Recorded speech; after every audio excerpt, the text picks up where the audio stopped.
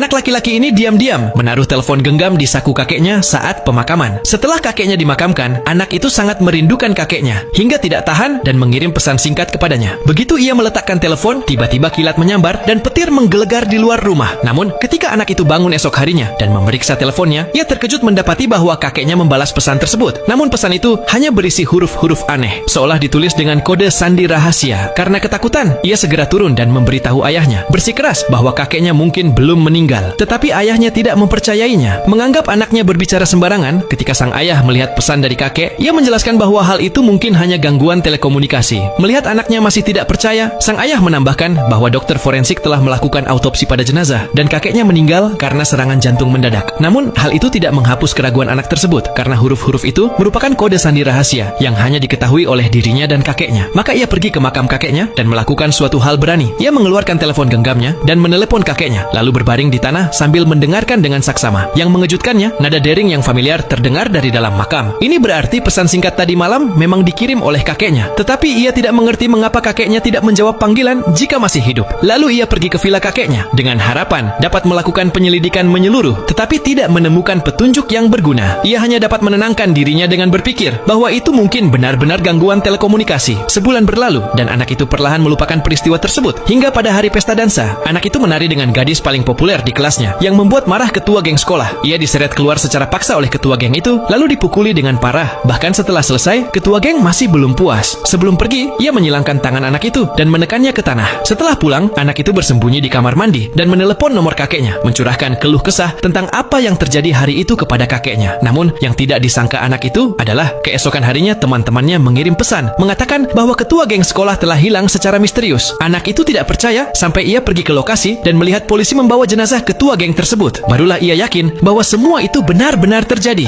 Anak itu mendengar dari polisi bahwa posisi tubuh ketua geng ditemukan dengan tangan bersilang, sama persis seperti posisinya saat ia dipukuli. Setelah mengetahui kebenaran itu, anak tersebut terus melamun sepanjang hari. Ketika wali kelas menyadari ada yang tidak beres, ia menyuruh anak itu untuk libur sekolah dan beristirahat di rumah, serta mengatakan bahwa itu hanyalah kecelakaan. Anak itu memahami niat baik gurunya, tetapi dalam hatinya, ia tahu bahwa semua ini berkaitan dengan kakeknya. Maka pada malam hari, ia kembali menelepon kakeknya. Namun, tak disangka, begitu ia meletakkan